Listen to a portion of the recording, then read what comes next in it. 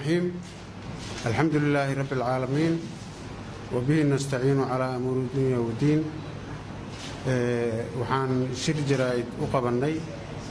oon cambaaraynaynaa falkii foolxumada ahaa oo arxandarrada ahaa oo ka dhacay deegaanada galmudug aad iyo aad aan uga xunnahay waana cambaaraynaynaa waana ka tacsiyeynaynaa intii dhimatay allah u naxariisto intii dhaawac ahna allah caafiyo waa arrin aan ku fiicnayn islaamnimada soomaalinimada bini'aadanimada intaba aanan ku fiicnayn oon raad ku lahayn waaye dhacdo soo socotay oo aan mar ahayn oo laba marah laba maalin ka hor yay ahayd tii ka dhacday dhuusamareeb tan kalena tii xalay dhacday bay ahayd runtii wax aad iyo aad looga xumaado waaye dad onosanti ama saakiin ah oo shaqaysanayo oo daruufahoodii nolosha la tacaamulayo in ayagoonan waxba galabsanin inta loogu tego deegaankoodii iyo guryahoodii iyo meeshii ay deganaayeen lagu dilo aad iyo aad baan uga xunnahay wax loo dulqaadan karana maaha waa ka tacsiyeynaynaa maamulka galmudug odayaasha dhaqanka galmudug siyaasiyiinta galmudug intaba waxaan ka rabnaa oon uga fadhinaa dhacdadii labadii dhacdo oo galmudug ka dhacday labadiiba inay naga soo siiyaan jawaab degdega dadkii falkaas geystay oo dadkaas masaakiinta ah dhibaateeyey inay jawaab degdega naga siiyaan oy cadaaladda geeyaan oon aragno sida ay u dhacday arrintaas sida ugu dhaqsaha badan maamulka galmudug iyo odayaasha dhaqanka galmudug iyo siyaasiyiinta reer galmudug oo dad aan dhaqan iyo xiriir iyo saaxiibtinimo iyo wada noolaansho iyo walaaltinimo fiican aan lahayn ahaa waxaanan ka filaynin ay tahay si kastaba ha ku timaado waxaan uga fadhinaa inay jawaab degdeg ah naga soo siiyaan arrintaas oo ay yidhaahaan ciddii waxaan suubisay ay noo soo sheegaan ay gacanta ku qabtaan oo ay soo saaraan maxkamad sida ugu dhaqsaha badan taasaan uga fadhinaa dadka maamulka galmudug dowladda federaalka iyo adduunyada dhanna kulli waxaan ka codsanaynaa inay arrintaas ay kala shaqeeyaan sidii xal waara loogu heli lahaa runtii waa dhibaato weyn oo xanuun badan dadka reer koonfur galbeed oo dadkaas ehelkooda ah samir iyo iimaan allaha ka siiyo ayagana naxariistii janna allaha geeyey intii dhimatay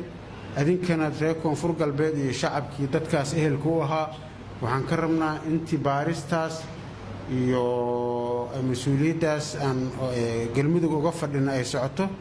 inay isdejiyaan aan ogaano say wax u dhaceen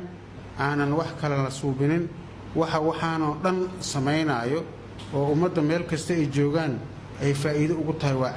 cadowga ugu weyn oo soomaaliyeed oo shabaabka ah wey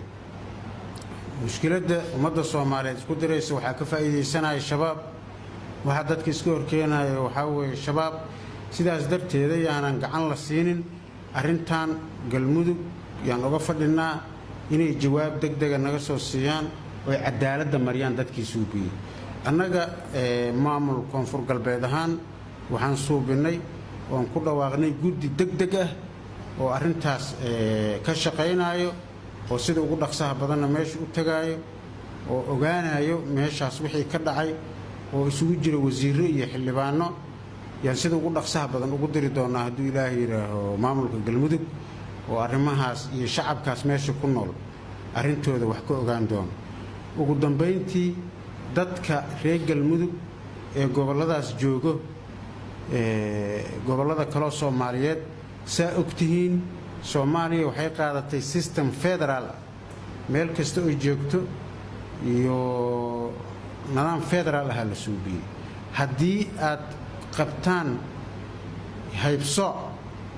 xarig dil dhibaato aad ku qabtaan deegaanada kaloo soomaaliyeed oo aad joogtaan maamulkiinnii iyo deegaankiinnii dib ugu soo noqda ka shaqaysta cidna ha ku eedaynina deegaanadiinna imaada jooga annaga maamul ahaanna waxaan ballan qaadaynaa inaan dibudejin idiin suubinno idinka kaalmayno arrimaha soo rarista iyo soo qaadista aad deegaanadiina ku soo noqonaysaan iyo dibudejintiina yaan idinka kaalmaynaynaa uma baahnin maalin walbaba in maxay ahayd dareen cusub iyo dhibaato cusub aan maqalno dadka aad la nooshihiinna si fiican kula noolaada ninkii raba inuu noolaado soomaaliya oo dhan waa isla nooshay waa isla joogtaa waxa dhibaatada keenay nabadgelyo xumada iyo shabaabkan waaye shabaab meel walba uu joogo ha looga digo dadka ha loo sheego dadkaas reer koonfur galbeed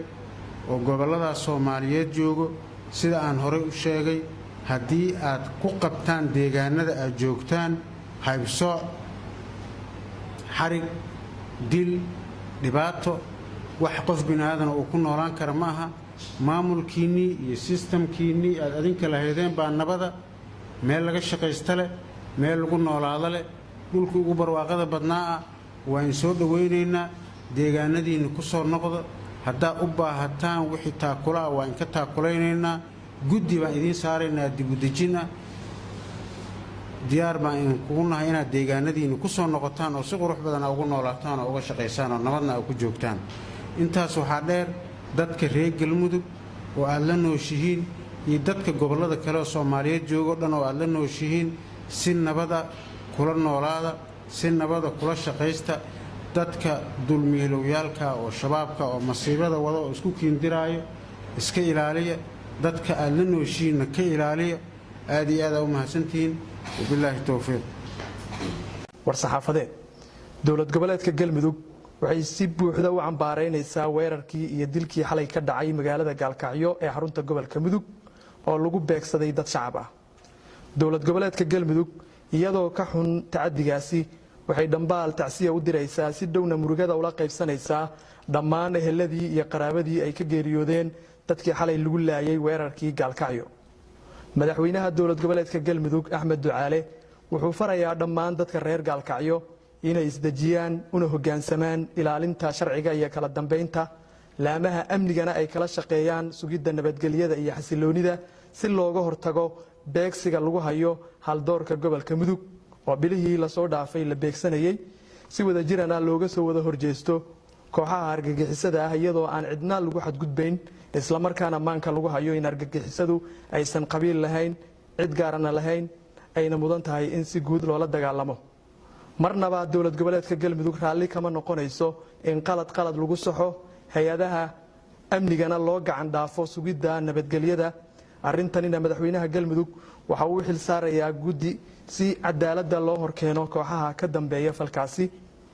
ugu dambeyntii dowlad goboleedka galmudug waxay walaac ka muujinaysaa xasaradaha colaadeed ee ka soo cusboonaaday qaybo ka mid ah gobolka galgaduud gaar ahaanna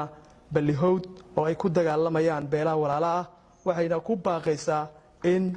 ay sida ugu dhaqsiyaha badan colaadaasi u hakiyaan dagaal wiil kuma dhashee wiil baa ku dhinta